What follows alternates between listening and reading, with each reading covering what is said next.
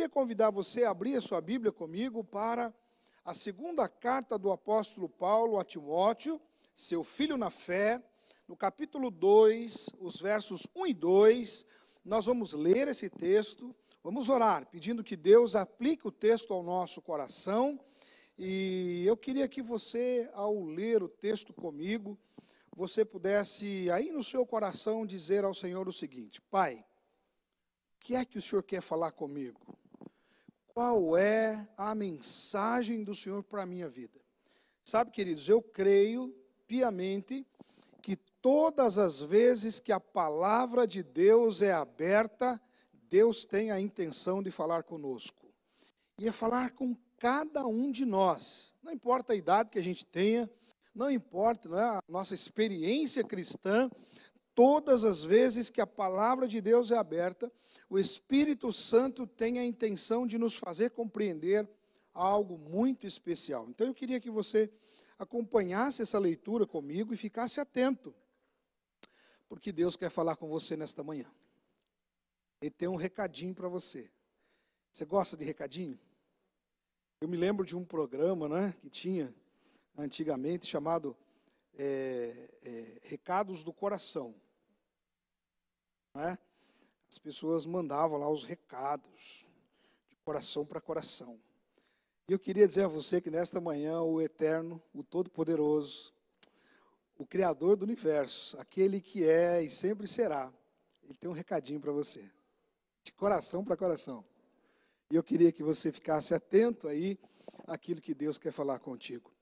Segunda carta do apóstolo Paulo a Timóteo, capítulo 2, versos 1 e 2, diz assim o texto sagrado: Tu, pois, filho meu, fortifica-te na graça que está em Cristo Jesus. E o que de minha parte ouviste, através de muitas testemunhas, isso mesmo transmite a homens fiéis e também idôneos para instruir a outros. Repito, tu, pois, filho meu, fortifica-te na graça que está em Cristo Jesus. E o que de minha parte ouvistes através de muitas testemunhas, isso mesmo transmite a homens fiéis e também idôneos para instruir a outros. Vamos orar? Paizinho, esta é a tua palavra. Palavra viva, poderosa. Deus, palavra que é capaz de transformar as nossas vidas. Por isso, Deus, nesta manhã, eu te peço que o Senhor possa falar-nos aos nossos corações. Que o Senhor possa nos ajudar, Pai, a fim de que possamos, em ouvindo a tua palavra, Senhor, de fato guardá-la em nosso coração.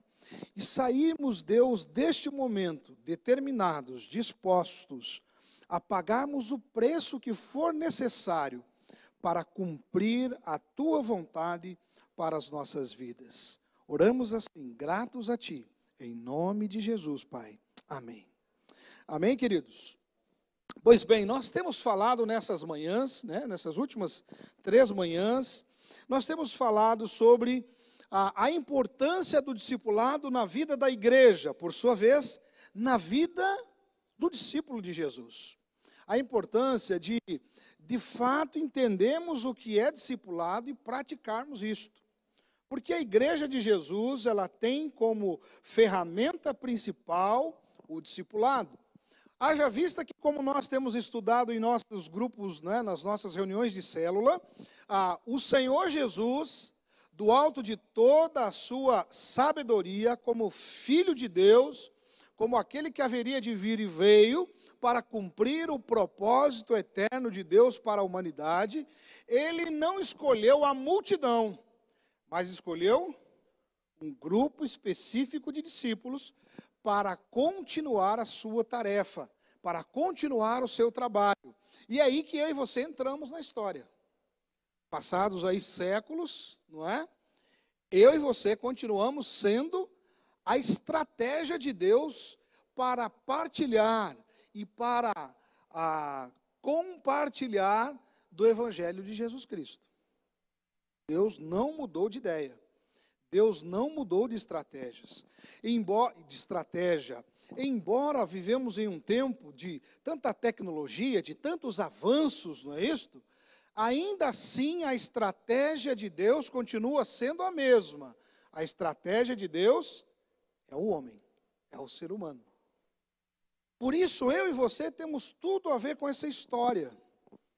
Não é? Como nós já conversamos, né, aqui do púlpito, lá em nossas células, durante esse tempo, o Senhor Deus nos escolheu a nós, os seus discípulos, para que a gente faça discípulos. E Ele conta comigo e contigo para que esta obra seja feita.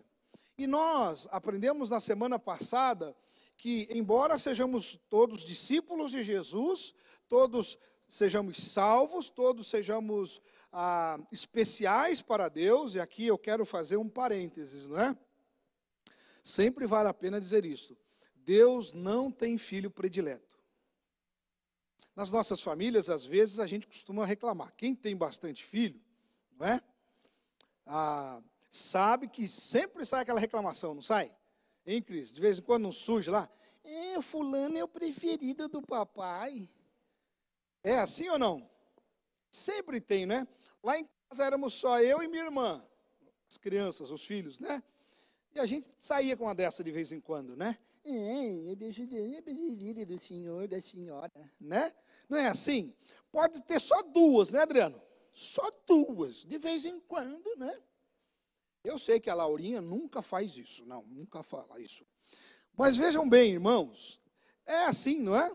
Agora, por quê? Porque a gente é humano e é natural, infelizmente, nós somos desse jeito, faz parte, a gente tem que ir aprendendo, melhorando, nós, os pais, os filhos, enfim. Mas, quando trata-se de Deus, Deus não tem filho predileto.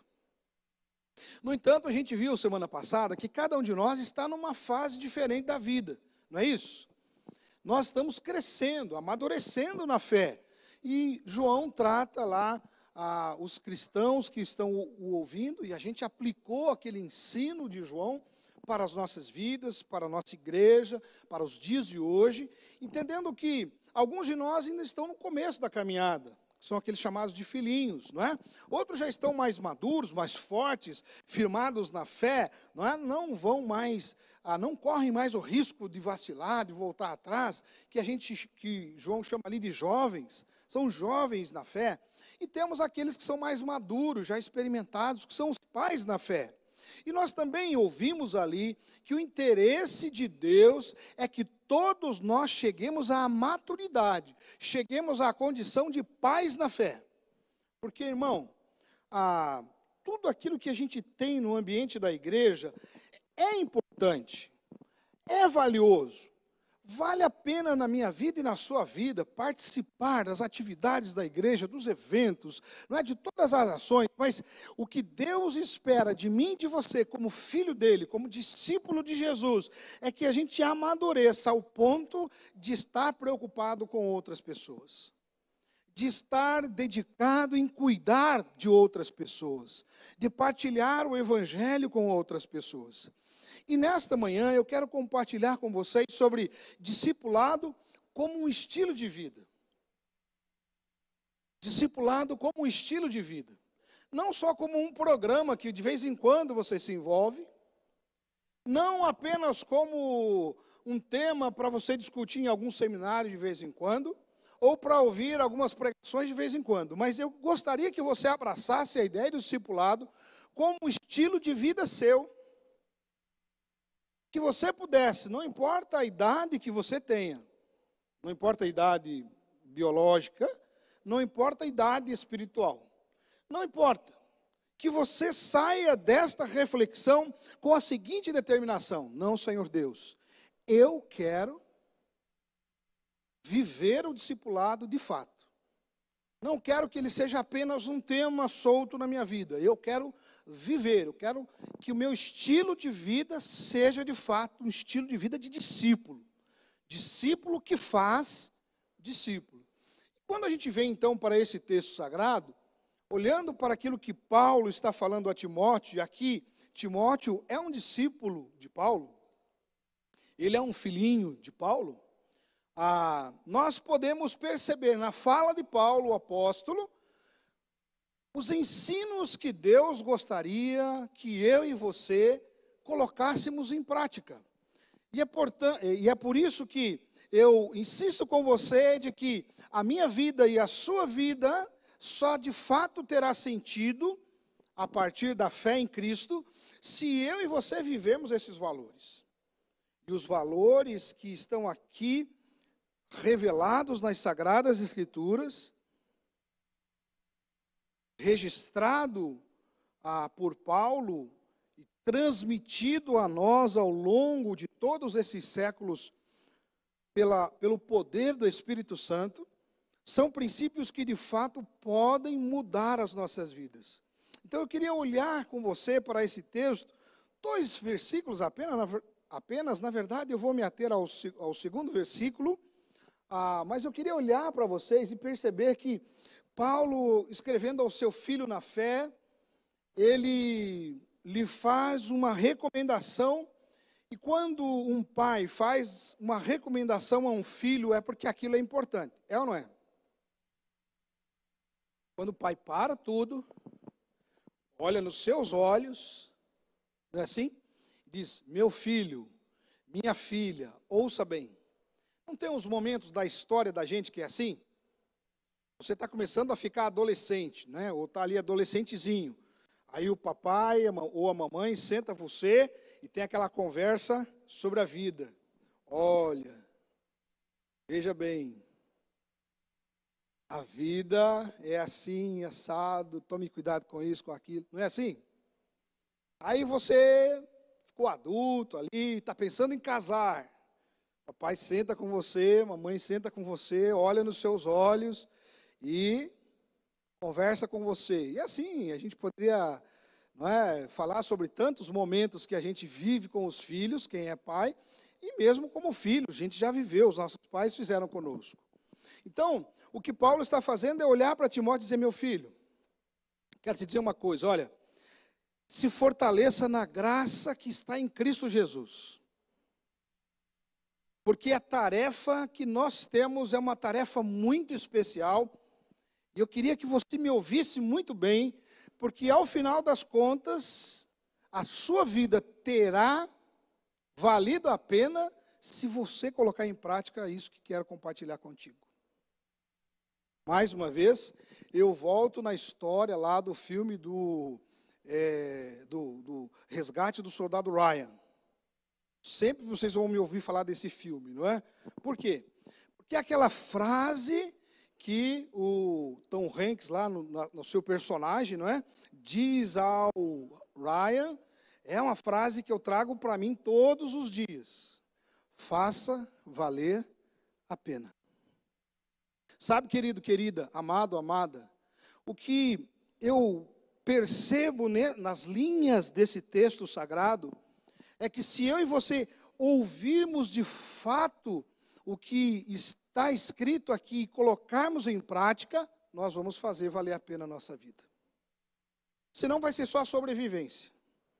E eu não quero passar por esta vida só sobrevivendo. Eu quero, de fato, chegar ao final da minha vida, não é? E eu estou determinado a chegar aos 100. Se vou chegar lá, é outra conversa. Mas eu estou determinado. Depois ainda quero ver se a gente dá para negociar o contrato, dar uma estendidinha e tal. Estou sim planejando isso aí. Mas veja bem, para que eu chegue lá e tenha valido a pena, eu preciso viver esses princípios. Da mesma sorte, você, meu irmão, você, querido, que está em casa. Sabe, você quer viver de um jeito que vale a pena viver? Escute o que o apóstolo Paulo está falando a Timóteo. Porque Deus, na sua onipresença, onipotência, onisciência, através da ação do Espírito Santo, está usando as palavras do apóstolo Paulo para olhar nos meus olhos e olhar nos teus olhos e dizer a mim e a você, filho meu, dizer a você, mulher, filha minha, olha, fortaleça-se na graça que está em Cristo, e então faça o quê? Primeiro, olha, aquilo que você ouviu de mim, considere. E aqui, irmãos, este ouvir, a palavra, aquilo que ouvistes, esse ouvistes, ela tem a ver não apenas com escutar. Talvez o grande dilema dos cristãos ao redor do mundo seja escutar muitas coisas e ouvir poucas. Ouvir tem a ver com interiorizar aquilo que está entrando pelos seus ouvidos. É dar crédito àquilo que você está recebendo. É abrigar no seu homem interior aquilo que você está recebendo. Vamos trazer para a conversa, de novo, a relação do papai e da mamãe. Aí o pai diz assim: cuidado, meu filho, com esse carrinho de rolemã, essa descida é perigosa. Cuidado, meu filho, com esse carrinho de rolemã, essa descida é muito perigoso. Cuidado, meu filho, com essa bicicleta sem freio. Cuidado, não fique empinando a bicicleta. Alguém ouviu esse tipo de conversa na vida? Deixa eu ver. Opa. Alguém ouviu do papai isso, mas na verdade não ouviu, só escutou e no final a coisa não ficou boa? Deixa eu ver. Eu tenho a marca. Não é? Então você está entendendo o que eu estou falando. Não tem a ver com escutar, tem a ver com interiorizar. Em deixar que aquela instrução de fato tenha guarida, abrigo no seu interior. Então Paulo está dizendo, olha, aquilo que você ouviu de mim, os ensinos que você ouviu, os princípios sobre a palavra, as verdades sobre o eterno Deus, sobre a relação, o relacionamento com Deus, estas coisas todas que você abrigou em seu coração. Aí eu pergunto, irmão, o que você tem absorvido em sua caminhada cristã? E aqui eu preciso dizer, às vezes o indivíduo ele está há 30, 40, 50 anos frequentando uma igreja, mas como ele só escuta, mas ele não ouve, não interioriza os princípios e os valores, ele é só um religioso. Então pouca coisa existe ali no interior, pouca coisa de fato que vale a pena. Então, o desafio que o Espírito Santo de Deus traz a mim e a você nesta manhã é o desafio de fato, ouvirmos, interiorizarmos, guardarmos aquilo que nós temos recebido. Porque senão a gente vai passar por essa vida e ao final das contas você vai olhar para você e você vai pensar assim: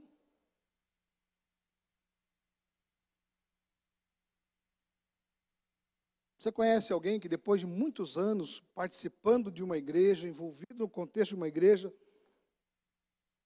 desviou-se? Não acredito. Agora que está de cabeça branca,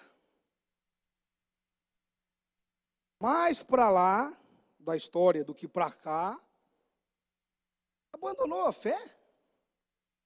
Muito possivelmente, porque não guardou, não absorveu. E nisso aqui, para não ficar batendo, maçante, eu quero dizer a você, irmão, o que Deus espera de mim e de você é que os valores, as verdades que nós temos aprendido, nós possamos partilhar com outros.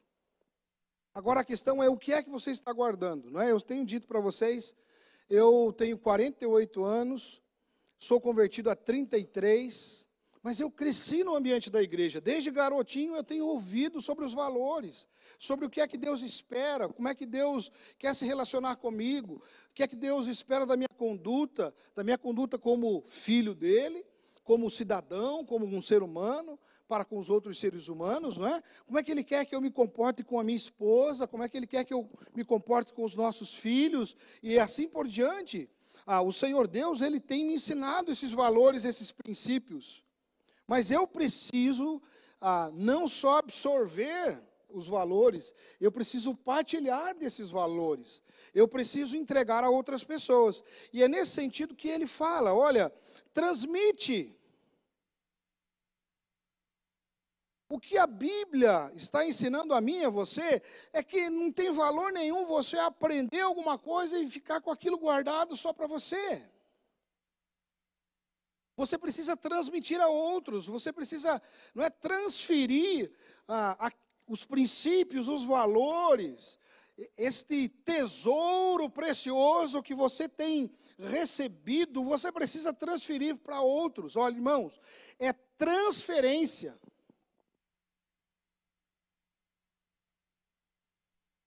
Você não pode transferir o que você não tem. Você está entendendo? Então, por isso mesmo que Paulo falou, aquilo que ouviste. Pastor, mas agora o senhor falou esse negócio, eu estou só escutando a vida inteira, eu não ouvi nada, como é que eu vou fazer? Começa então a ouvir, começa a reter, começa a guardar. Porque o que Deus espera de você é que você transmita.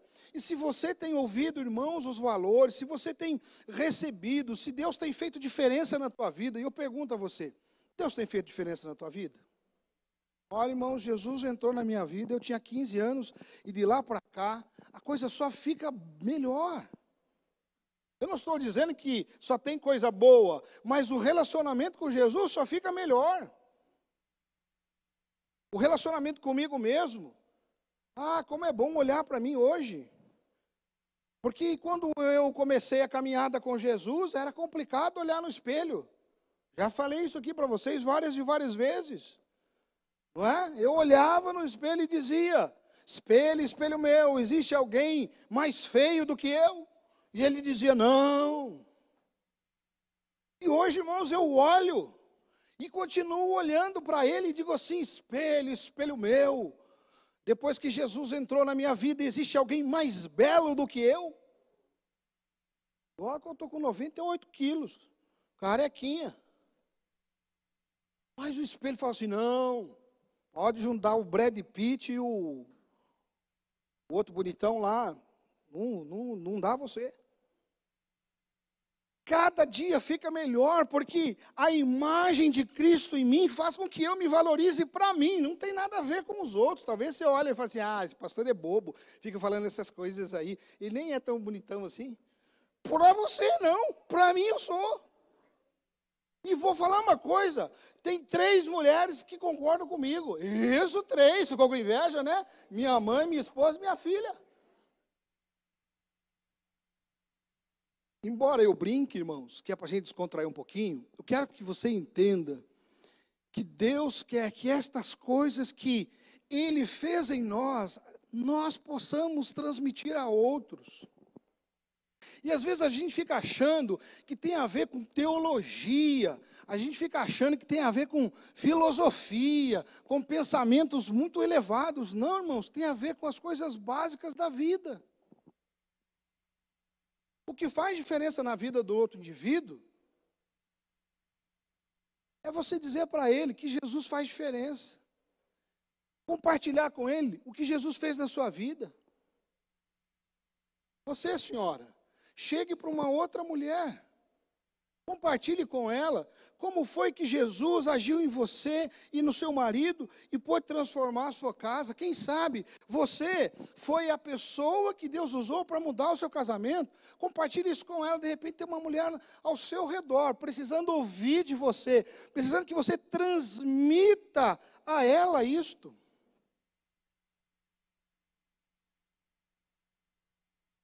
É experiência com Cristo. É vida. Porque o que nós queremos, o nosso negócio do ponto de vista cristão, é vida. Nós somos filhos de um Deus vivo. E a matéria-prima de Deus é vida. Então, o que Deus quer que eu e você façamos é transmitir vida.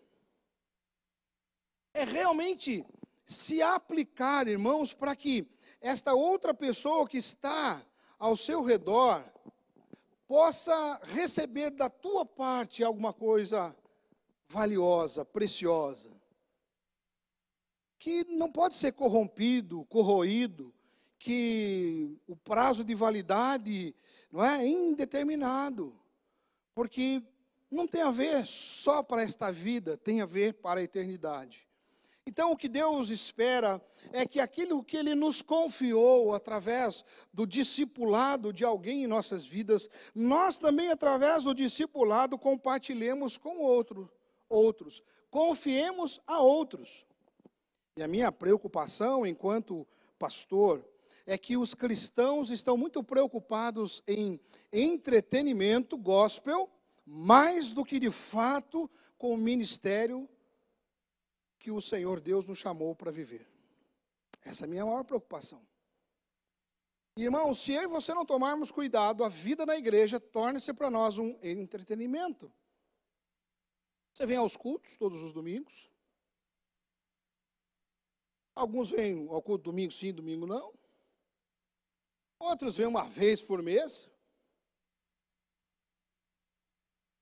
Para dar uma amenizada na consciência. Mas não é isso que Deus quer de mim e de você. O que Deus quer de mim e de você é que nós experimentemos de fato a vida. E uma vez que experimentemos em nós esta vida, compartilhemos com outros, transmitamos a outros. Sinceramente eu lhe pergunto, você consegue pensar em uma pessoa com quem você está, ou para quem você está transmitindo os valores que você tem recebido?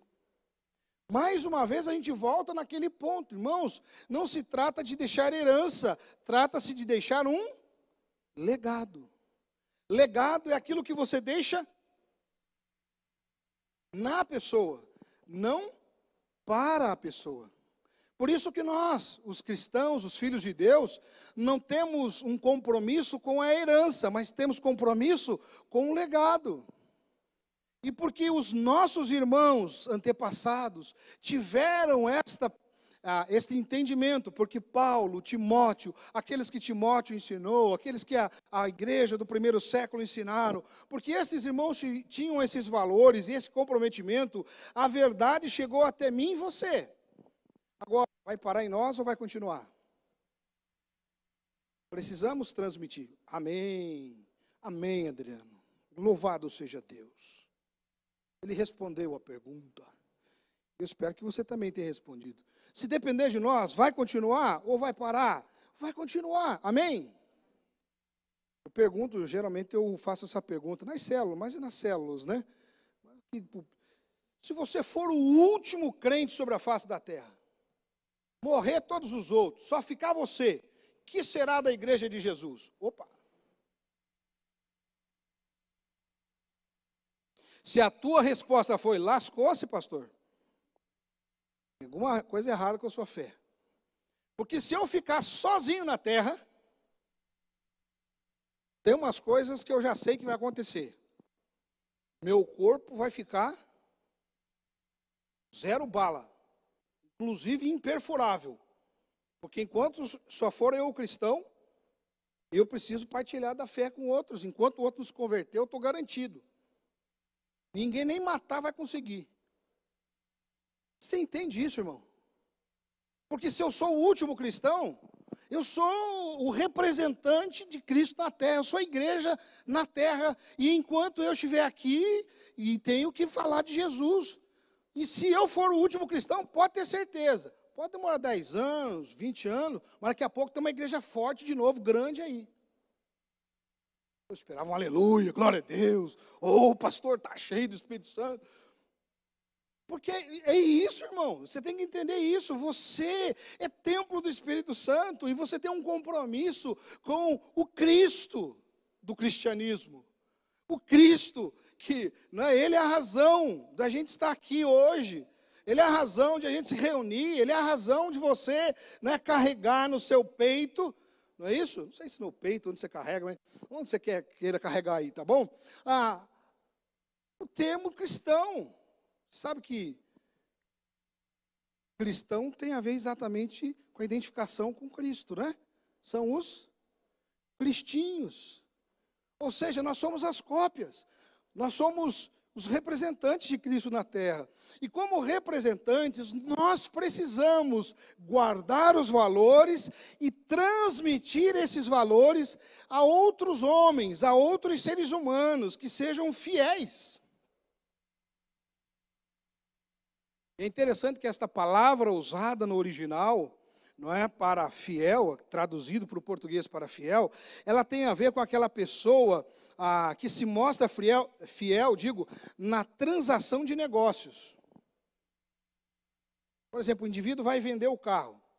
Você já foi vender o seu carro e quando foi vender o seu carro, você chegou assim, olha, está aqui o carro, mas eu queria dizer para você que ele está com esse problema, aquele outro problema, aquele outro problema. Alguém já fez isso na hora de vender o carro? Isso é fidelidade, honestidade nos negócios. Ó, o negócio é o seguinte, estou te vendendo o carro, mas o carro está desse jeito, tá? Ainda estava clonado para ajudar, né, irmã? Ó, isso aí. Então, o texto sagrado está falando disso, dessa fidelidade nos negócios. Nos dias de hoje, fidelidade nos negócios, né? Cada história, não vou nem entrar no mérito aqui, mas tem a ver com fidelidade na hora de você fazer negócios, na transação de negócios. É isso que o texto sagrado, ele está apontando para essa direção. Tem a ver com a fidelidade na execução dos comandos, na obediência. Fulano, hoje a louça é sua, lava a louça.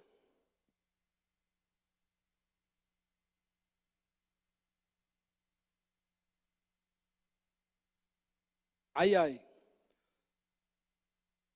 Tem a ver com a fidelidade na execução das obrigações oficiais. O que são obrigações oficiais? Aquelas que você assumiu. Por exemplo, no seu trabalho. Você tem que entrar às 8, sair meio-dia, voltar às 13, sair às 17. Tem a ver com, nesse período, das 8 às 12, das 13 às 17, você ser fiel na sua atividade. Não matar tempo, não enrolar o serviço e coisas do gênero. Ser, de fato, fiel no desempenho de suas obrigações oficiais, seja elas quais forem. Portanto, você precisa encontrar estas pessoas capazes de receber esta palavra. Olha só, no discipulado não significa só chegar, não é? E entregar a qualquer um. O negócio é o seguinte. Christian, está aqui, ó. Se vira, nego velho. Deus falou para mim que eu tenho que entregar para você, estou te entregando, ó, se vira. Você entende, irmãos, o que a Bíblia está dizendo? Os princípios, os valores me foi entregue. Eles são preciosíssimos. Esses valores podem mudar o destino eterno de um indivíduo. Então, eu não posso tratá-lo de qualquer forma. Eu não vou guardar então, porque eu tenho medo. Vai que o Paulo não dá conta desse negócio. Eu vou guardar. Não é isso. O texto sagrado diz que este valor, este princípio, estes valores preciosos que podem mudar a eternidade do indivíduo precisam ser transmitidos. Mas eu preciso checar se esse indivíduo para quem eu estou transmitindo é fiel, a ponto de receber, guardar e também transmitir a outros, porque é o que o texto sagrado está dizendo. Então, irmãos, é por isso que tem muita gente que não quer se envolver com o discipulado, porque dá trabalho. Se você estava pensando assim, o pastor está falando isso aí, e no final ele vai dizer que é maravilha. Não, irmãos, não é por osmose. É vida na vida. Irmão, e vida na vida dá trabalho. Criar filhos é um prazer? Sim ou não? Misericórdia, pai. Vamos lá, agora é a hora de você falar assim, entendeu? Para o filho falar assim, glória, meu pai. Então vamos de novo. Criar filhos é uma maravilha? Aleluia. Irmãos, olha, eu gosto de ser pai. Sempre gostei da ideia. Eu nem conhecia a Berenice ainda, mas eu já orava por ela e orava pelos nossos filhos. Eu queria ter 4. Mas daí no acordo aqui nós ficamos com 2. Mas eu queria ter 4. Na esperança de chegar numa meia dúzia.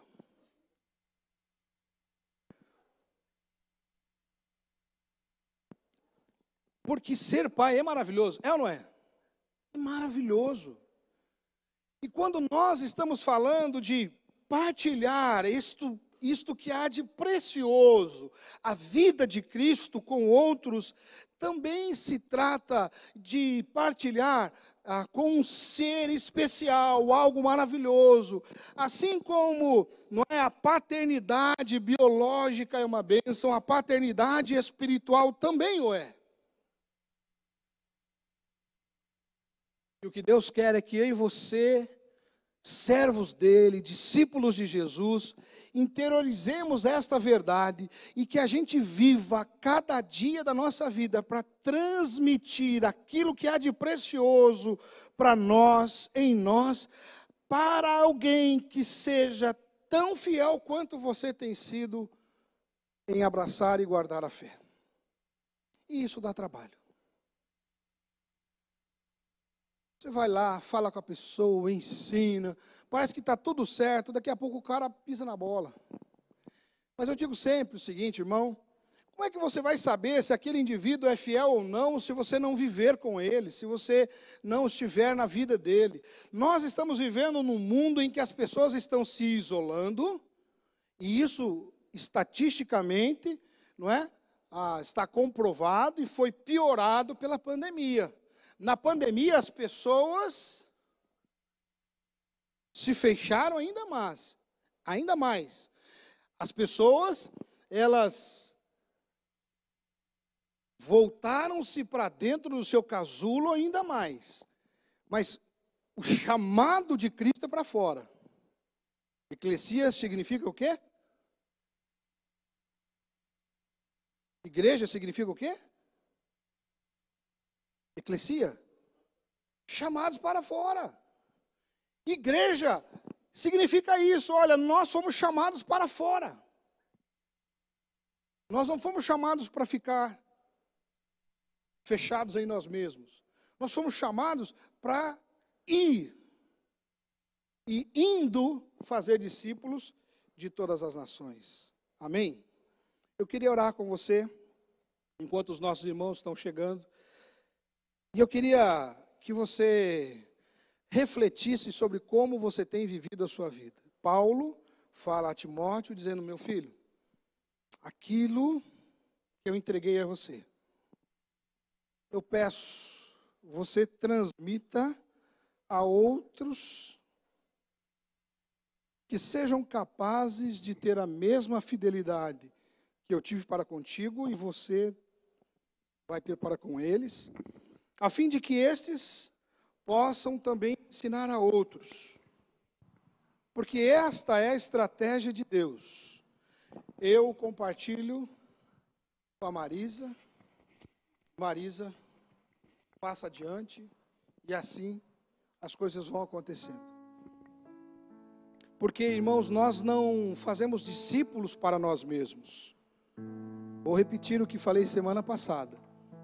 Se você está discipulando alguém, mas essa pessoa não está sendo inserido no contexto da igreja, ele não participa da igreja, ele não participa da vida da igreja, alguma coisa está errada no seu processo discipulado.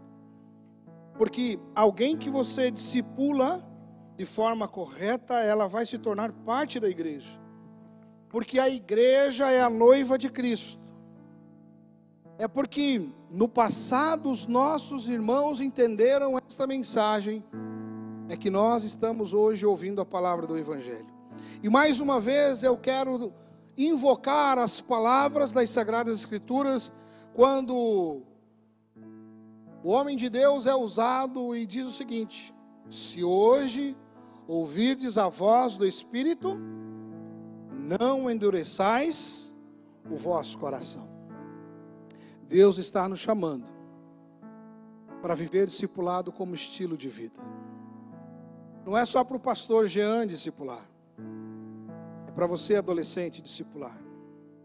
para você derramar vida na vida de alguém. É para você, moço, moça, discipular. É para você, homem e mulher. É para você, idoso. É para todos nós que carregamos em nós a chama do Evangelho, compartilharmos com outras pessoas as verdades que nós temos crido. Amém? Queria convidar você a ficar em pé, cantar junto com os nossos irmãos. Ao final eu quero orar.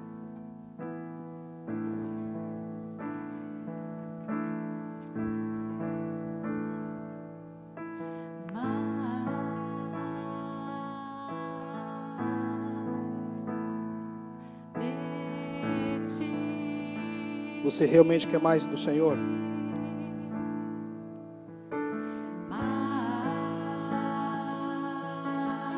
Ele está aqui. Ele quer te dar mais.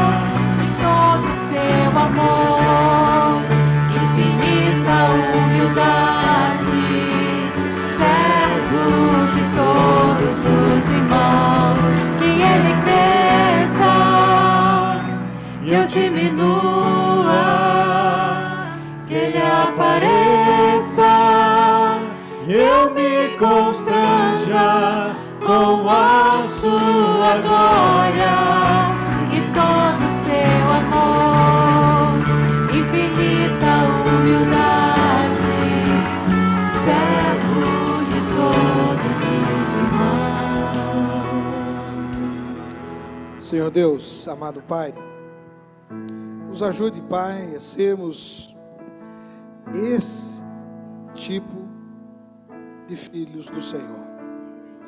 Esse tipo de discípulo, Pai, que realmente olhe para Ti, para as Tuas verdades, para a Tua vontade. Que cada um de nós, de fato, tenha a disposição interior de abrir mão de nós mesmos, de nossos próprios sonhos, vontades, para viver os valores da Tua palavra. Que sejamos de fato, Deus, mais altruístas, menos egoístas. A começar em mim, quebranta os nossos corações, de nós que aqui estamos, e que nós sejamos, ó Deus, aquela chama que se inicia e que ateia fogo toda uma floresta, Pai. Que a partir de nós, os nossos familiares, Deus, os nossos irmãos, as nossas células, os nossos amigos sejam contagiados, ó Deus, com a Tua presença, com os valores do Senhor, e que cada um possa experimentar de fato, Deus, tudo aquilo que o Senhor tem reservado para nós, e que é o melhor, Pai. Porque nenhum de nós vai de fato viver uma vida com sentido, se não vivermos para Ti. Então, Deus, a começar em nós, quebranta corações, e faz esta obra, te pedimos, em nome de Jesus.